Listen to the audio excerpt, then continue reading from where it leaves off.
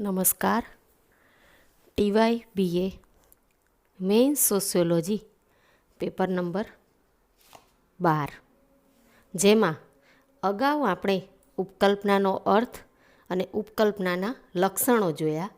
હવે આપણે ઉપકલ્પના એટલે શું, ઉપકલ્પનાના સ્ત્રોતો અને કાર્યો જોવાના છે. જેમાં ઉપકલ્પના એટલે શું આપણે અગાઉના પ્રશ્નમાં જોયું છે. હવે એવો પ્રશ્ન થશે કે પ્રશ્ન એવો છે કે ઉપકલ્પના એટલે શું, ઉપકલ્પનાના સ્ત્રોતો જણાવો. અથવા એવી રીતે પ્રશ્ન પૂછાય કે ઉપકલ્પનાના સ્ત્રોતો જણાવો. આ પ્રશ્ન ટૂંકનોટમાં પણ પૂછાઈ શકાય. આપણે એનો અર્થ અગાઉના પ્રશ્નમાં જોઈ લીધો છે.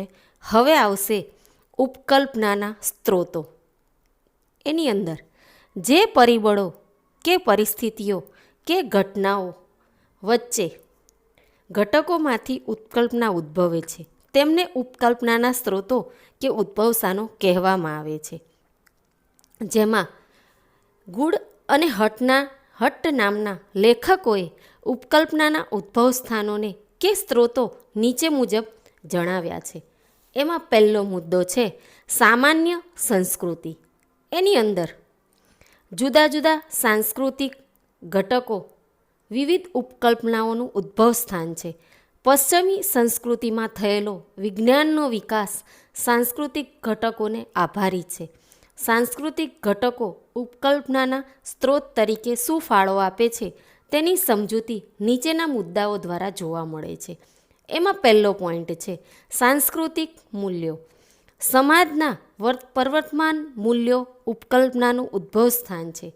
દાખલા તરીકે અમેરિકન સંસ્કૃતિ પ્રવર્તમાન મૂલ્ય વ્યક્તિગત સુખ, સ્પર્ધા અને સામાજિક ગતિશીલતા પર વધુ ભાર મૂકે છે. તેથી સમાજશાસ્ત્રીઓની ઉપકલ્પનાઓ આવા મૂલ્યો પર આધારિત હોય છે. બીજો મુદ્દો છે પ્રચલિત લોકમાન્યતાઓ. એની અંદર લોકોના સમાજ જીવનમાં પ્રચલિત માન્યતાઓ ઉપકલ્પનાના સ્ત્રોત બની શકે છે. દાખલા તરીકે કે ઉદાહરણ તરીકે જોઈએ તો ભારતીય સમાજમાં જ્ઞાતિવાદની માન્યતા ઘણી રૂઢી થઈ ગયેલી છે. આ માન્યતાને આધારે કેટલીક ઉપકલ્પનાઓ રચી શકાય છે. ત્રીજો મુદ્દો છે લોકમાન્યતામાં પરિવર્તન. એની અંદર લોકમાન્યતાઓ બદલાય કે સામાજિક પરિવર્તન આવે ત્યારે તેમાંથી ઉપકલ્પનાનો ઉદ્ભવ થાય છે. સામાજિક પરિવર્તન આવવાથી નવી વિચારસરણી વિકાસ પામે છે અને લોકો સામે જૂની અને નવી માન્યતાઓ બાબતમાં ઘણા પ્રશ્નાર્થ ઉદ્ભવે છે. તેને લીધે વૈજ્ઞાનિક સંશોધનો કરવાની આવશ્યકતા ઊભી થાય છે. હવે મેઇન મુદ્દા નંબર 2, વિજ્ઞાન. એની અંદર વિજ્ઞાન એ ઉપકલ્પનાનું ઉદ્ભવ સ્થાન 2 રીતે બની શકે છે.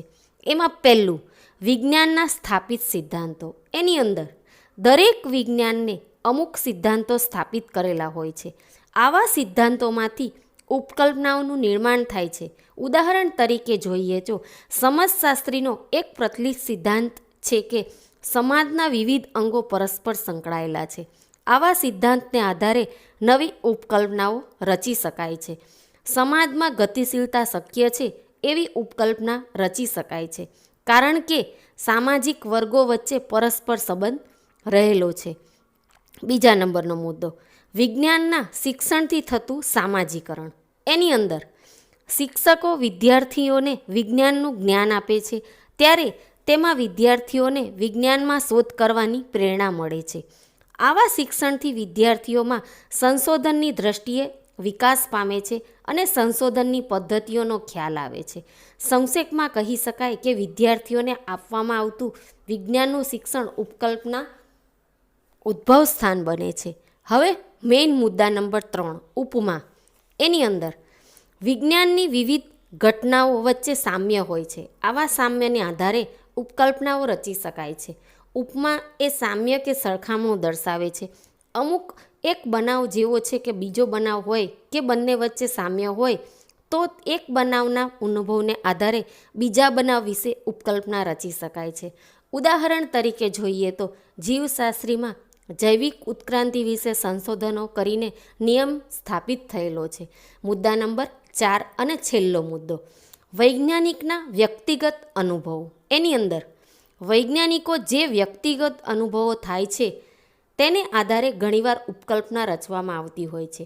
વૈજ્ઞાનિકો પોતાના વ્યક્તિગત અનુભવ પરથી તર્ક કરે છે અને અમુક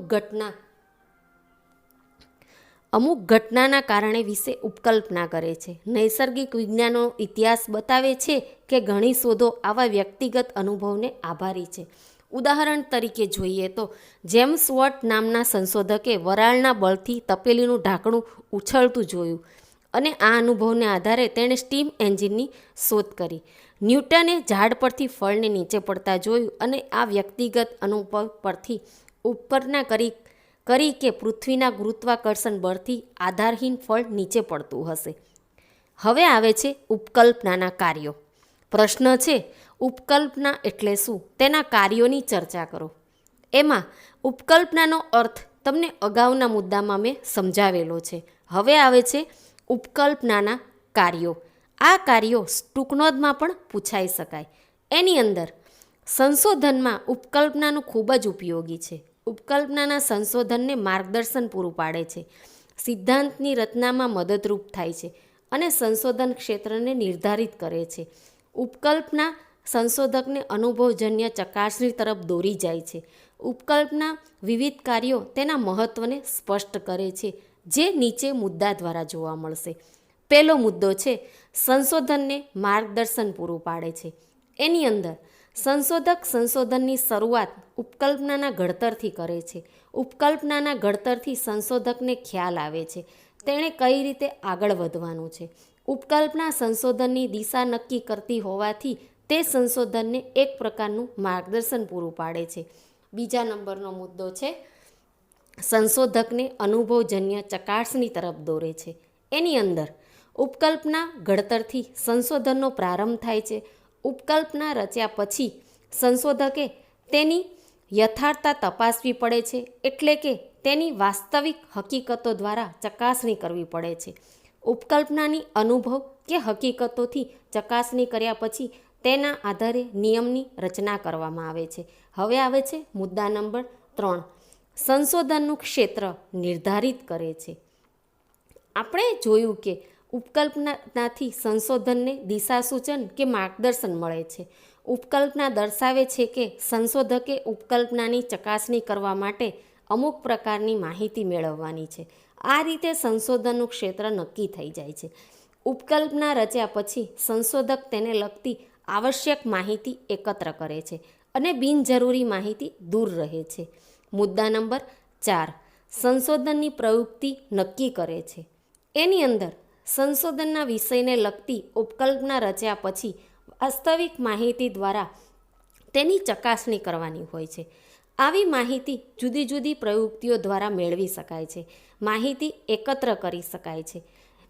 આવી માહિતી જેમ કે પ્રશ્નાવલી, મુલાકાત, અનુસૂચિ, વ્યક્તિ તપાસ વગેરે પ્રવૃત્તિઓનો ઉપયોગ કરવામાં આવે છે. મુદ્દા નંબર 5, સિદ્ધાંતની રચનામાં મદદરૂપ થાય છે. વિજ્ઞાનમાં નિયમો રચવા માટે સૌ પ્રથમ નિયમને લગતી ઉપકલ્પના કરવામાં આવે છે. ઉપકલ્પનાનું ઘડતર થયા પછી વાસ્તવિક હકીકતો દ્વારા તેની ચકાસણી થાય છે. જો આવી ઉપકલ્પના સાચી પુરવાર થાય તો તેને આધાર નિયમ કે સિદ્ધાંતની રચના થાય છે. સિદ્ધ થયેલી ઉપકલ્પના સિદ્ધાંત બની જાય છે. મુદ્દા નંબર 6, પ્રસ્થાપિત સિદ્ધાંતોની ચકાસણી કરે છે. એની અંદર વિજ્ઞાનના કોઈ પણ સ્થાપિત સિદ્ધાંતની ચકાસણી કરવી હોય તો પણ તે ઉપકલ્પનાઓની મદદથી જ થાય છે.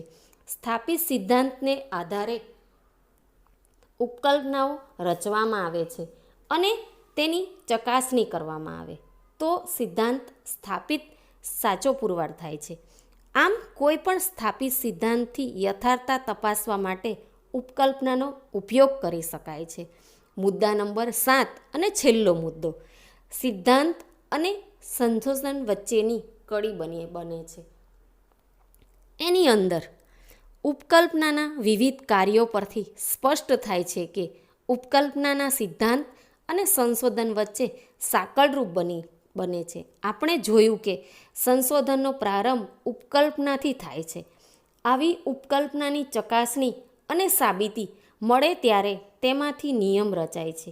એવી જ રીતે વિજ્ઞાનનો સ્થાપિત સિદ્ધાંત ઉપકલ્પનાનો સ્ત્રોત બને છે. સિદ્ધાંત પર આધારિત ઉપકલ્પનાની ચકાસણી કરવાથી સિદ્ધાંતની યથાર્થતા સાબિત થાય છે. આમ આપણે ઉપરના પ્રશ્નમાં ઉપકલ્પનાના સ્ત્રોત અને ઉપકલ્પનાના કાર્યો જોયા અને તેનો અર્થ તમને અગાઉના મુદ્દામાં કે અગાઉના પ્રશ્નમાં તમને બતાવી દેવામાં આવેલો છે. અને ઉપકલ્પનાના સ્ત્રોત અને ઉપકલ્પનાના કાર્યો જે પ્રશ્નમાં પણ પૂછાઈ શકાય અને ટૂંકનોટમાં પણ પૂછી શકે છે. બંને અલગ અલગ છે. એટલે ઉપકલ્પનાના સ્ત્રોતનો એવી રીતે પણ શોર્ટ નોટ પૂછાઈ શકાય અને ઉપકલ્પનાના કાર્યો જણાવો એવી પણ શોર્ટ નોટ પૂછાઈ શકાય.